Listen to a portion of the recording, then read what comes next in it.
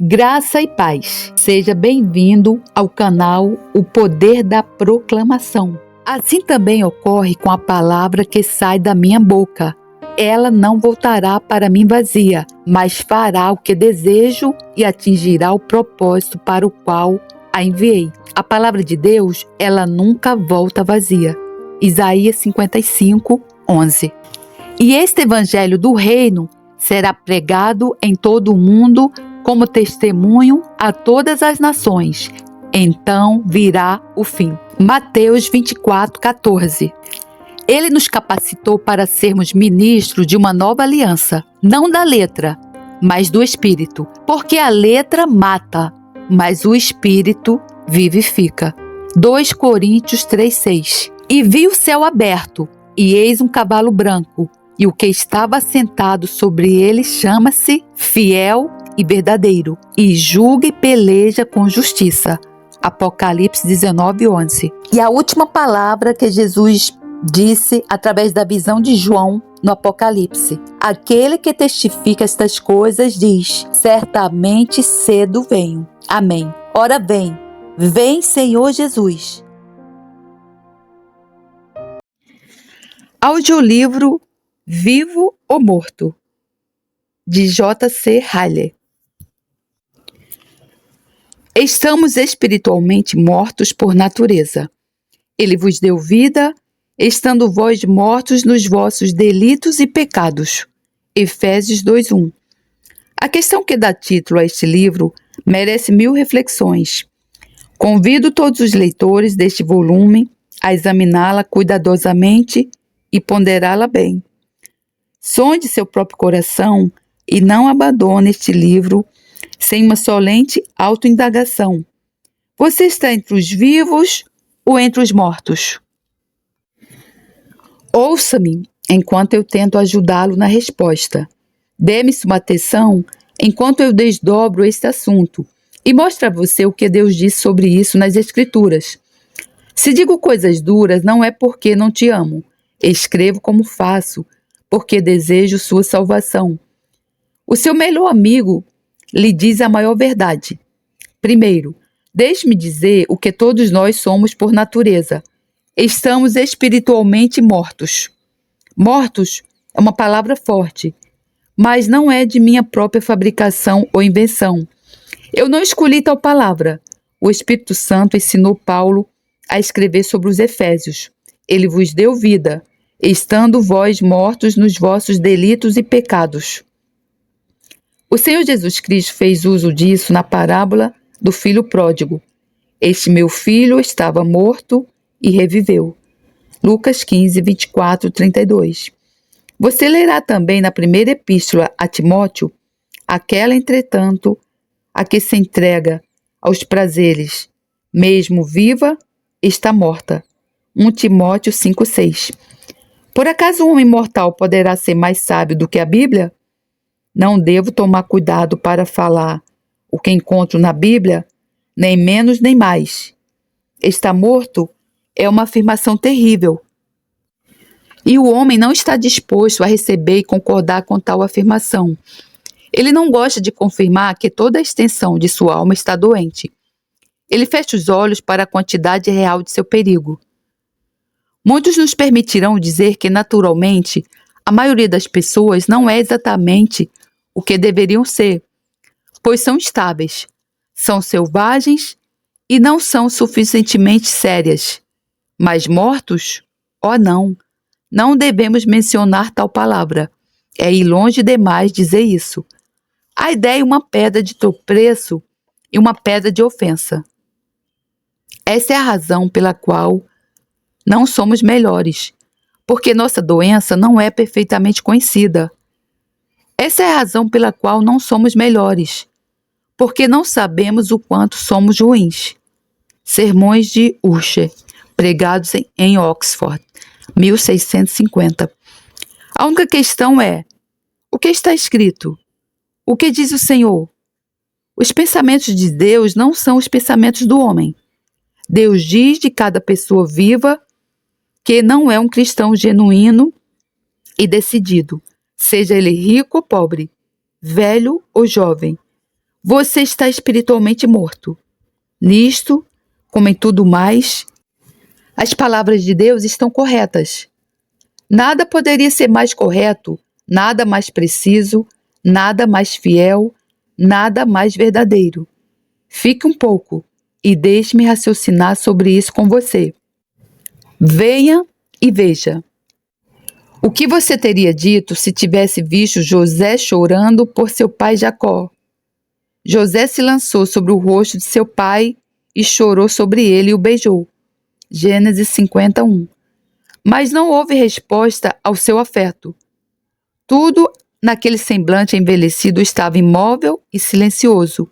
Sem dúvida, você teria adivinhado o motivo. Jacó estava morto.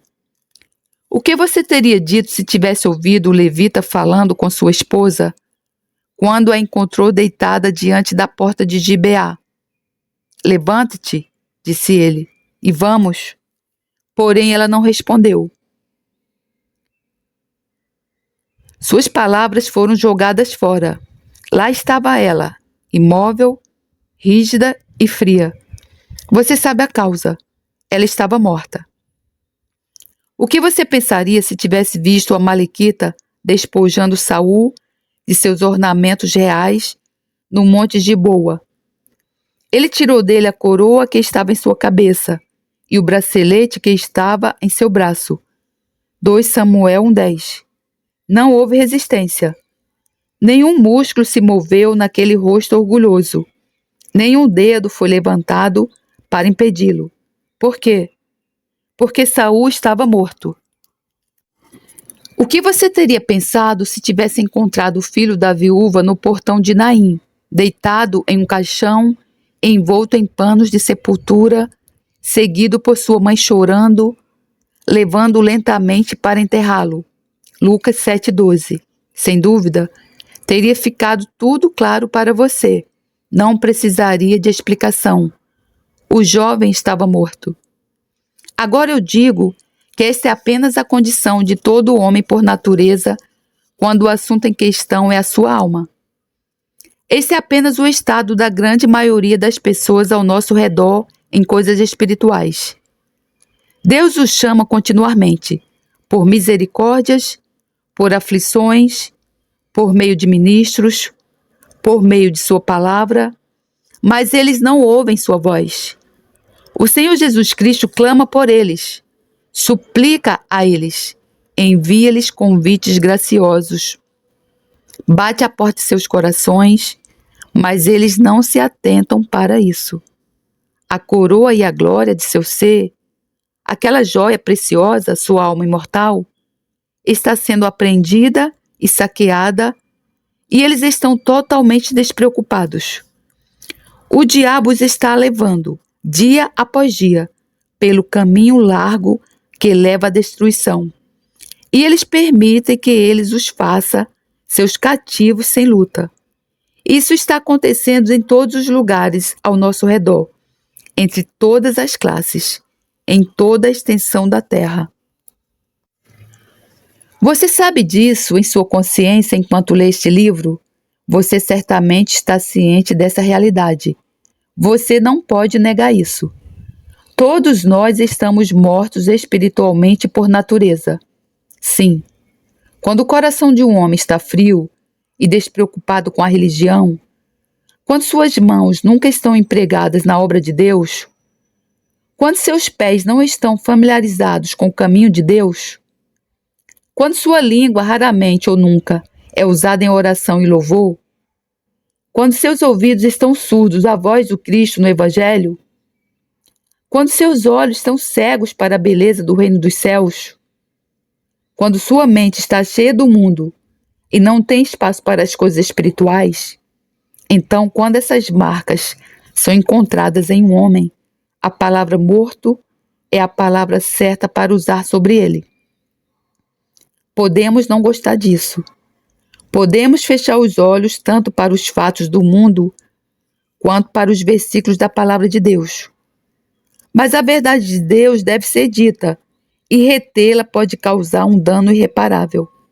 A verdade deve ser dita, por mais condenatória que seja. Enquanto o homem não servir a Deus com corpo, alma e espírito, ele não está realmente vivo. Enquanto ele colocar as primeiras coisas por último e as últimas em primeiro lugar, enterrar seu talento como um servo inútil e não trazer ao Senhor nenhuma receita de honra, ele está morto. Ele não está preenchendo o lugar na criação para o qual foi destinado. Ele não está usando seus poderes e faculdades como Deus pretendia que fossem usados. As palavras do poeta são estritamente verdadeiras. Só vive aquele que vive para Deus, e todos os outros estão mortos. Essa é a verdadeira explicação do pecado não sentido, de sermões não acreditados, de bons conselhos não seguidos, do evangelho não abraçado, do mundo não abandonado, da cruz não tomada, da vontade própria não mortificada, de maus hábitos não deixados de lado, da Bíblia raramente lida e do joelho não se dobrar em oração. Porque tudo isso está em todos os lados. A resposta é simples. Porque os homens estão mortos. Alguns não têm aprendizagem e alguns não têm tempo. Alguns são consumidos com negócios e cuidados com o dinheiro, e alguns com a pobreza. Alguns têm dificuldades em suas próprias famílias, e alguns em sua própria saúde. Alguns têm obstáculos peculiares em seu chamado, e outros têm inconvenientes peculiares em casa. Mas Deus tem uma palavra na Bíblia que descreve todas essas pessoas. Ele diz: eles estão mortos. Se a vida espiritual começasse no coração dessas pessoas, suas desculpas logo desapareceriam. Essa é a verdadeira explicação de muitas coisas que torcem e desagradam o coração de um ministro fiel. Muitos ao seu redor nunca frequentam um local de culto. Muitos comparecem tão irregularmente que fica claro que não consideram isso importante. Muitos assistem o culto uma vez ao domingo, mesmo que pudessem facilmente comparecer 2 vezes. Muitos nunca vêm à mesa do Senhor e nunca aparecem em um meio de graça de qualquer tipo durante a semana. E por que tudo isso? Frequentemente, com muita frequência, só pode haver uma resposta sobre essas pessoas. Elas estão todas mortas. Veja agora como todos os cristãos professos devem examinar a si mesmos. Não é somente nos adros das igrejas que se encontram os mortos. Há muitos dentro de nossas igrejas e perto de todos os nossos púlpitos. A terra é eterna. Tememos que algum de nossos ouvintes morra em seus pecados, despreparados, não renovados, impenitentes e imutáveis. Oh, por isso, não se maravilhe se muitas vezes falamos fortemente e imploramos calorosamente a você.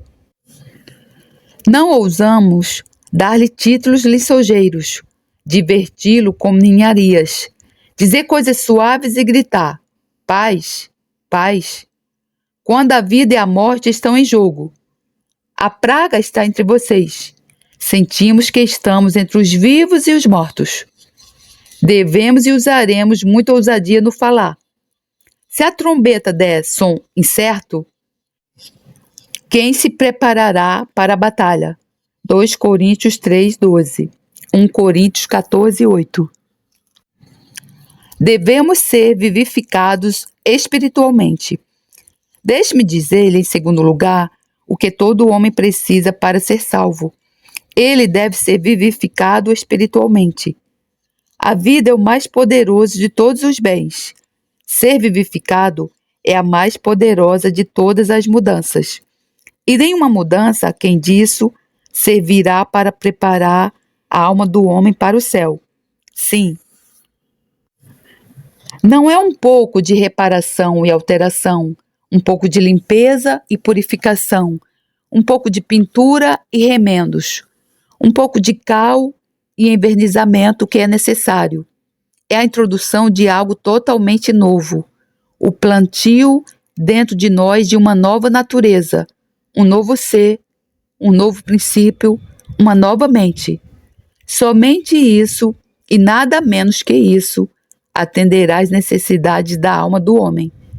Precisamos não apenas de uma nova pele, mas de um novo coração. Não é uma pequena reforma que salvará o homem, nem toda a moralidade do mundo, nem todas as graças comuns do Espírito de Deus, nem a mudança exterior da vida.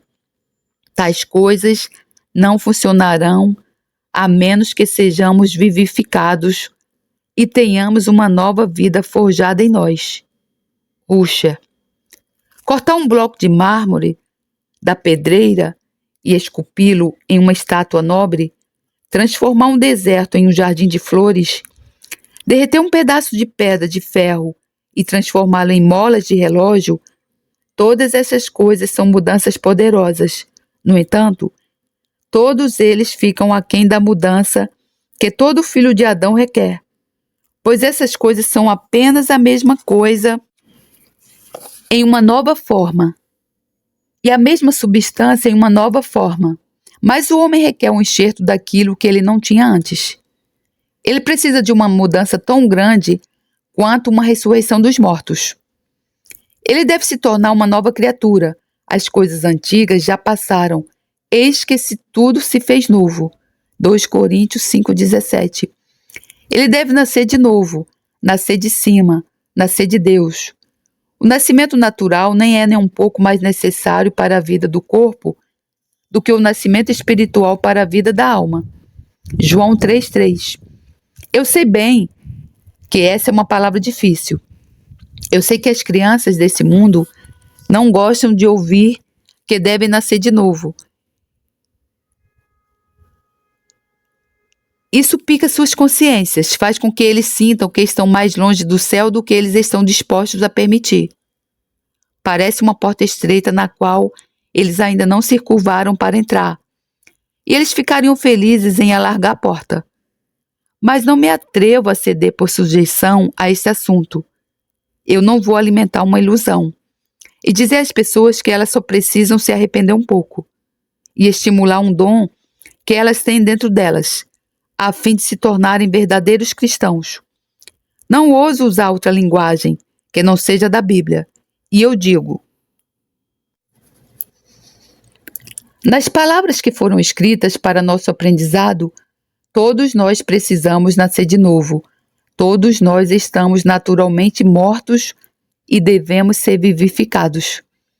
Se tivéssemos visto Manassés, rei de Judá, no passado, enchendo Jerusalém de ídolos e oferecendo seus filhos em forma de sacrifício de falsos deuses, e depois purificando o templo, derrubando a idolatria e vivendo uma vida piedosa, se tivéssemos visto Zaqueu, o publicano de Jericó no passado, trapaceando, saqueando e cobiçando, e depois seguindo a Cristo e dando metade de seus bens aos pobres, se tivéssemos visto os servos da casa de Nero no passado, conformando-se com os modos libertinos de seu mestre e depois com coração e mente com o apóstolo Paulo, se tivéssemos visto o antigo padre Agostinho, ora vivendo em fornicação, ora andando de perto com Deus, se tivéssemos visto nosso próprio reformador Latimer, ora pregando fervorosamente contra a verdade, contra Jesus, ora gastando e sendo gasto até a morte pela causa de Cristo, se tivéssemos visto os neozelandeses ou os hindus de Tirneveli, uma vez sanguinários, imorais e afundados em superstições abomináveis, depois cristãos santos, puros e crentes, se tivéssemos visto essas mudanças maravilhosas ou qualquer uma delas, pergunto a qualquer cristão sensato o que teríamos dito. Teríamos nos contentado em chamá-los de nada mais do que emendas e alterações? Estaríamos satisfeitos em dizer que Agostinho reformou seus caminhos e que Latimer somente virou uma nova página em sua vida? Em verdade, se não disséssemos mais do que isso, as próprias pedras clamariam. Digo que em todos esses casos houve nada menos que um novo nascimento, uma ressurreição, uma vivificação dos mortos. Essas são as palavras certas para usar. Todas as outras linguagens são fracas, pobres, mesquinhas, antibíblicas e aquém da verdade. Agora não vou deixar de dizer claramente que todos nós precisamos do mesmo tipo de mudança se quisermos ser salvos. A diferença entre nós e qualquer um daqueles que acabei de citar é muito menor do que parece. Retire a crosta externa e você encontrará a mesma natureza abaixo, em nós e neles. Uma natureza maligna, exigindo uma mudança completa. A face da Terra fica muito diferente em diferentes estações. Mas o coração da Terra, acredito, é o mesmo em todos os lugares. Vá para onde quiser, de uma ponta a outra. Você sempre encontrará o granito, ou rochas primitivas, se você cavar fundo o suficiente. E é exatamente assim com os corações dos homens. Seus costumes e suas leis podem ser totalmente diferentes, mas o homem interior é sempre o mesmo. Seus corações são todos iguais no fundo, todos pedregosos, todos duros, todos ímpios, todos precisando ser completamente renovados. O inglês e o neozelandês estão no mesmo nível nessa questão. Ambos estão naturalmente mortos e ambos precisam ser vivificados. Ambos são filhos do mesmo pai, Adão, que caiu pelo pecado, e ambos precisam nascer de novo e serem feitos filhos de Deus. Seja qual for a parte do globo em que vivemos, nossos olhos precisam ser abertos, pois naturalmente nunca vemos nossa pecaminosidade, culpa, perigo e rebelião contra Deus. Qualquer que seja a nação a que pertençamos, nossos entendimentos precisam ser iluminados, pois naturalmente sabemos pouco ou nada sobre o plano de salvação. Como os construtores de Babel, pensamos em chegar ao céu do nosso jeito. Qualquer que seja a igreja a que pertençamos, nossa vontade precisa ser colocada na direção certa, pois naturalmente escolheríamos as coisas que são para nossa paz, nunca iríamos a Cristo. Qualquer que seja a nossa posição na vida, nossas afeições precisam ser voltadas para as coisas de cima, pois naturalmente só as colocamos nas coisas de baixo, terrenas, sensuais, efêmeras, vãs e vazias. O orgulho deve dar lugar à humildade, a justiça própria ao auto-rebaixamento, o descuido à seriedade, o mundanismo à santidade e a incredulidade à fé. O domínio de Satanás deve ser derrubado dentro de nós e o reino de Deus estabelecido. O eu deve ser crucificado e Cristo deve reinar.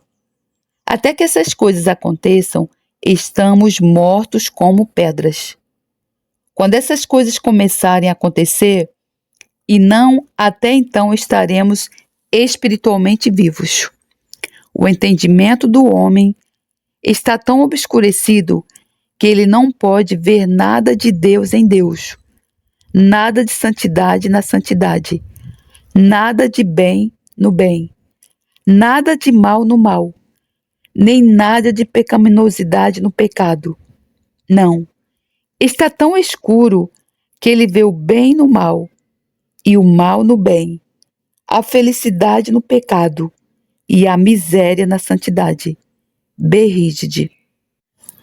Atrevo-me a dizer que isso soa como tolice para alguns, mas muitos homens vivos poderiam se levantar hoje e testemunhar que tal conversão é possível e verdadeira. Muitos podem nos dizer que sabem tudo por experiência e que realmente se sentem um novo homem. Ele ama as coisas que antes odiava e odeia as coisas que antes amava. Ele tem novos hábitos, novos companheiros, novos caminhos, novos gostos, novos sentimentos, novas opiniões, novas tristezas, novas alegrias, novas ansiedades, novos prazeres, novas esperanças e novos medos. Em suma, toda a tendência de seu ser é alterada. Pergunte a seus parentes e amigos mais próximos e eles darão testemunho disso. Gostando ou não, seriam obrigados a confessar que ele não é mais o mesmo. Quão maravilhosamente a alma recém-nascida difere de seu antigo eu. Ele vive uma nova vida, caminha de uma nova maneira, orienta seu curso por uma nova bússola e em direção a uma nova costa. Seu princípio é novo, seu padrão é novo, suas práticas são novas, seus projetos são novos, tudo é novo. Ele larga tudo o que teceu antes e se dedica inteiramente a outro trabalho. George Swinnock, 1660. Muitos podem dizer a você que uma vez ele não se considerava um grande transgressor. Ele imaginava que não era pior do que os outros. Agora ele diria, como o apóstolo Paulo, ele se sente o principal dos pecadores. 1 Timóteo 1,15. Quando oro, peco. Quando ouço ou prego um sermão, peco. Quando dou uma esmola ou recebo um sacramento, peco. Não posso nem confessar meus pecados, pois minhas confissões ainda me fazem pecar. Meu arrependimento precisa ser arrependido. Minhas lágrimas precisam ser lavadas.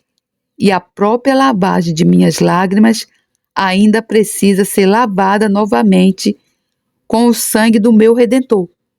Beveridge. Antes ele não considerava que tinha um coração ruim. Ele achava que tinha seus defeitos e que era levado por mais companhias e tentações. Mas ainda assim, ele achava que tinha um bom coração. Agora ele diria que não conhece nenhum coração tão ruim quanto o dele. Ele o considera enganoso, mais do que todas as coisas, e desesperadamente corrupto. Jeremias 17,6.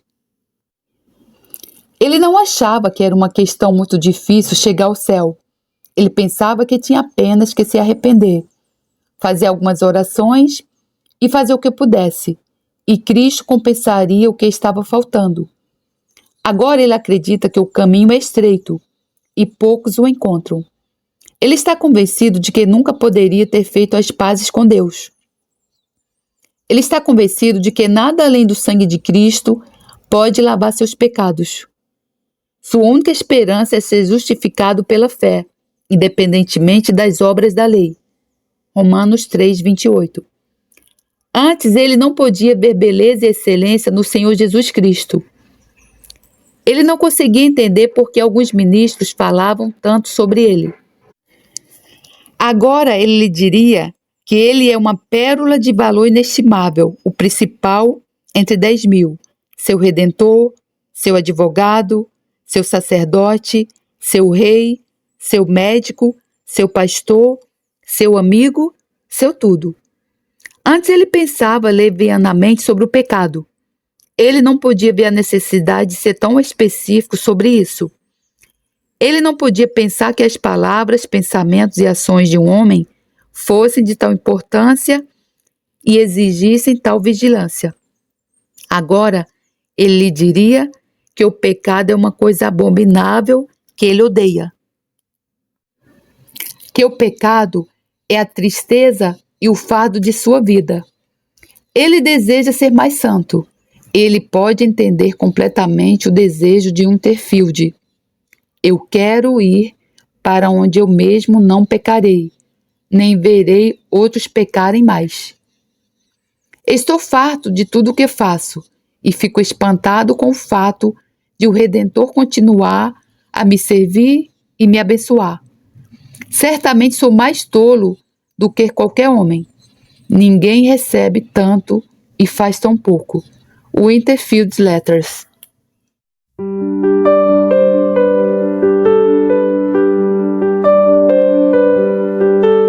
Jesus encheu meu coração, declaro isso hoje e Ele é meu cântico. Não deixo de louvar a Deus, eu vou cantar, sim, cantarei a glória dele, grande Rei. Mais belo que os outros és, perfeito no teu resplendor. Teu coração tem tal amor, teus lábios graça e dulçor. És o amado de Deus Pai, a plenitude em ti está.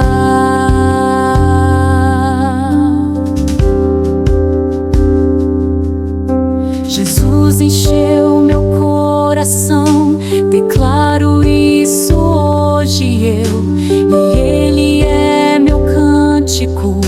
Não deixo de louvar a Deus, eu vou cantar, sim, cantarei a glória dele, grande Rei. Mais belo que os outros és, perfeito no teu resplendor. Teu coração tem tal amor, teus lábios graça e dulçor. És o amado de Deus Pai, a plenitude em ti está.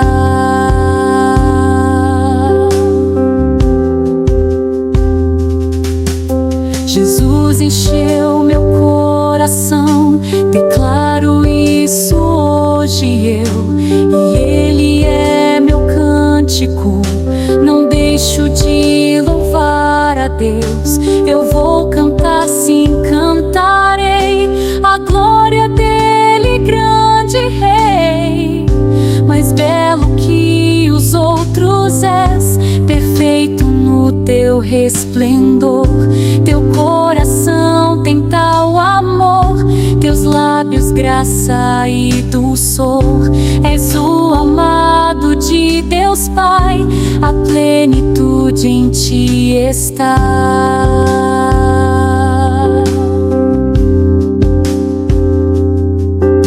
Jesus encheu meu coração, declaro isso hoje e Ele é meu cântico. Não deixo de louvar a Deus, eu vou cantar, sim, cantarei a glória dele, grande Rei. Mais belo que os outros és, perfeito no teu resplendor. Teu coração tem tal amor, teus lábios graça e dulçor. És o amado de Deus Pai, a plenitude em ti está.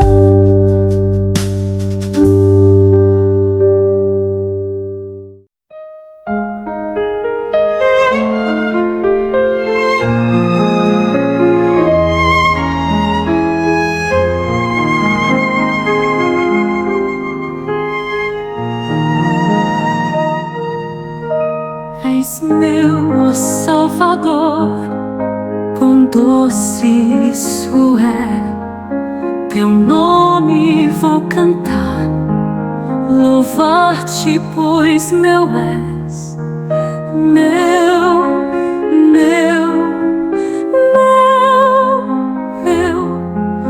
eu sei tu és meu, ó Salvador, sim.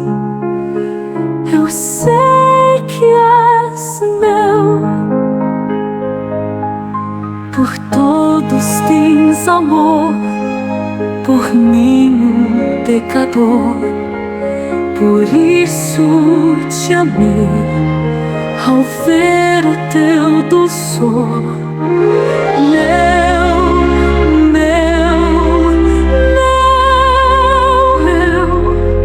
Eu sei tu és meu, ó Salvador, sim. Eu sei que és meu duro coração tocaste com amor e deste gozo e paz ao meu interior.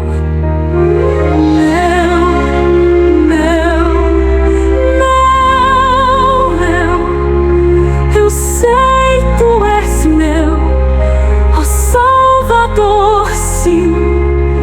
Eu sei que és meu.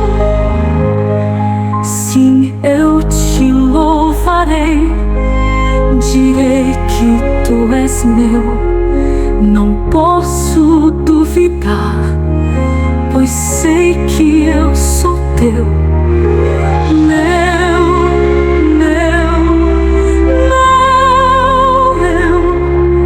Eu sei tu és meu, ó Salvador, sim. Eu sei que és meu, ó Salvador. Quão doce isso é, teu nome vou cantar, louvar-te, pois meu és.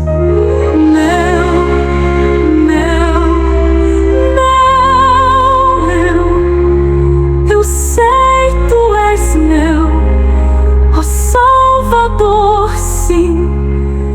Eu sei que és meu. Por todos tens amor, por mim, um pecador. Por isso te amei, ao ver o teu doçor.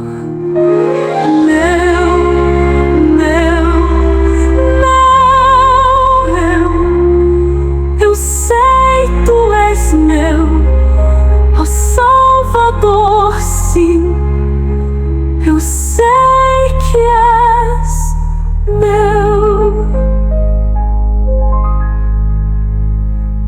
meu duro coração tocaste com amor e deste gozo e paz